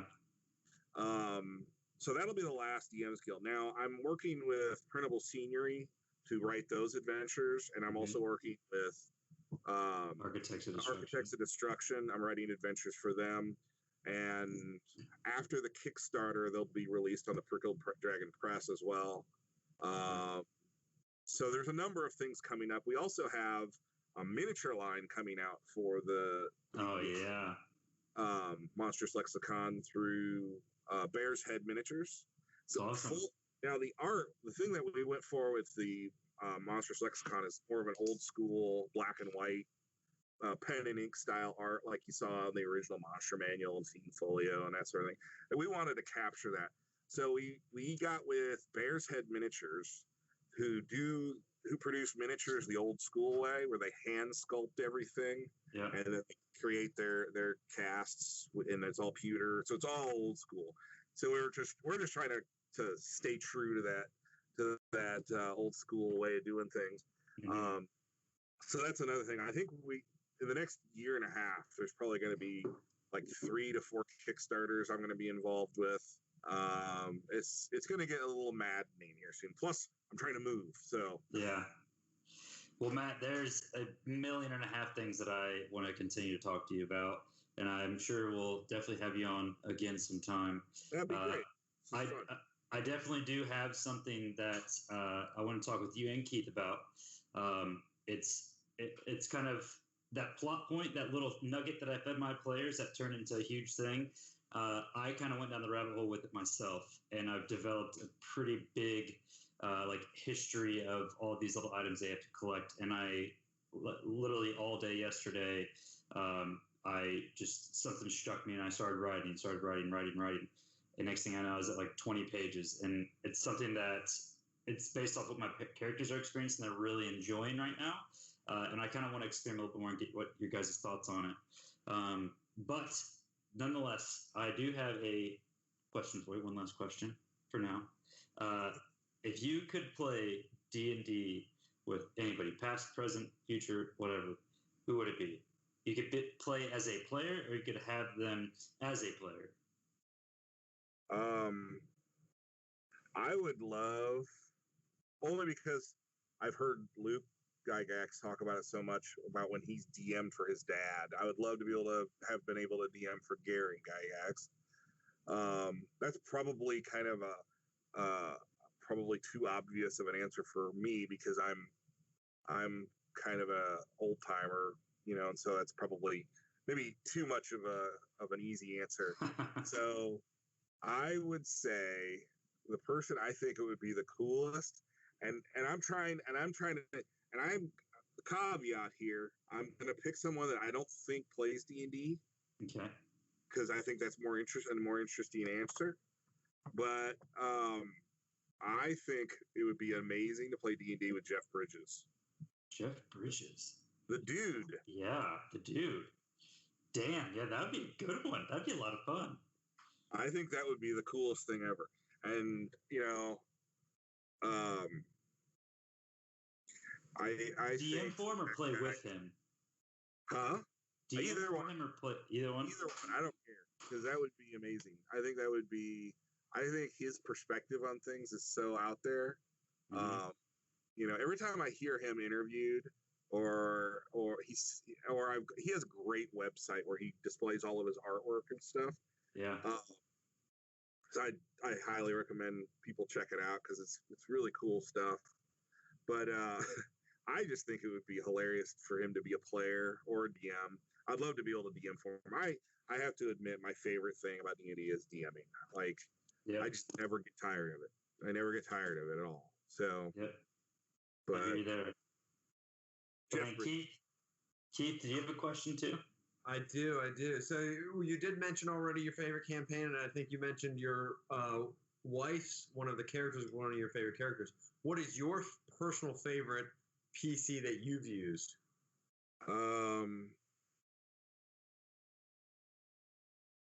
Boy, I think,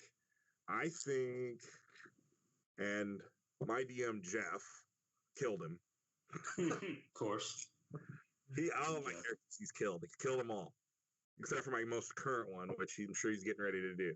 Right. But I had a paladin of ill matter, and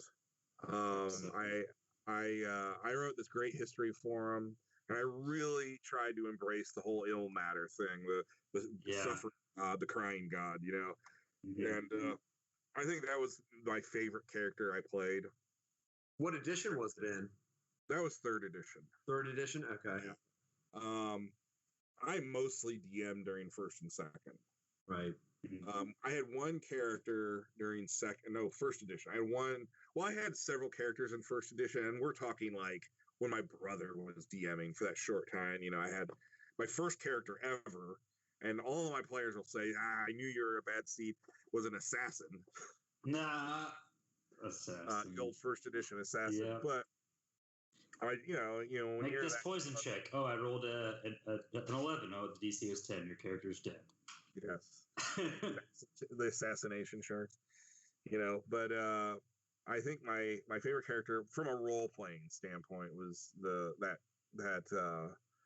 paladin, because I wrote a really elaborate backstory, and we took a lot of time to develop it, and the story was so heavily revolved around each character's story. He did a good job of integrating each character's backstory. Mm-hmm. So I really enjoyed that. Back in 1st edition, my favorite 1st edition character was my barbarian. I think I posted about him. I think I'm reading that. The only time I played an evil character, because the one of the characters put a helmet of opposite alignment on him, and so he became evil and did unspeakable things. That was when Oriental Adventures came out, right? Actually, I think it was before. What's that? I think that was before. Was it? It was introduced before that? I think Unearthed Arcana came out before Oriental Adventures. Oh, maybe it did. Because I made the barbarian, and I had all of these ideas of playing Conan and all this stuff, and he was a load of fun to play. But the DM, that particular DM was one of those DMs that was, you've probably heard of these DMs that they live to get you, Mm-hmm. to make the players miserable. And he was one of those DMs, he was just like DM versus the players. Yes, it was very, very much an adversarial relationship between the DM and the characters. But and I think he also really loved the idea that any of the players were evil. Like I think I got set up with the helm of opposite alignment a little bit, and but I mean it was an experience. Like I honestly say that campaign informed or to this day influenced how I run campaigns, because in a lot of ways, it taught me not to be that adversarial DM. You know, like arbitrarily changing rules to make the game harder. You know, I'm not. It's because I mean, it's kind of one of those things like players get excited when they get to do shit. And sometimes as a DM, and I think especially for people that are either new to DMing, they kind of lose sight of that. They don't realize, like, hey, it is fun when your players get to roll character. Like, whenever you are playing, whenever the DM says, hey, okay, roll this check, like, you're like, fuck yeah, okay, here we go. Or whenever you do hit the monster and you do get the critical hit and you get to do this, like, that shit's fun. Whenever you have a DM that's constantly, like, telling you, you lose, it's like, the fuck. Yes. Well, what he was really good at, what he was really, really good at, was pitting the players against themselves. Yeah, that's a unique talent. Yeah, I posted about that a while back. How we had one player who he arranged this huge ambush. He actually betrayed us more than once with different characters, which is beside the point. But he got us in the middle of an arena where he was trying to host games, and then just opened up on us with 100 hirelings with bows. You know, it was just like, well, this is out of nowhere. You know. Yeah. He thought it was hilarious. You know. Yeah. Well, Matt, I appreciate you, brother. Definitely going to get you on here. It's been really nice talking to you. Yeah. I've been looking forward to this. So, plug it up. Where can we find you at? Well, yeah, you know, I'm on Instagram, with little underscores between the Pickled Dragon. I actually someone said I hate it when there's underscores, but whatever.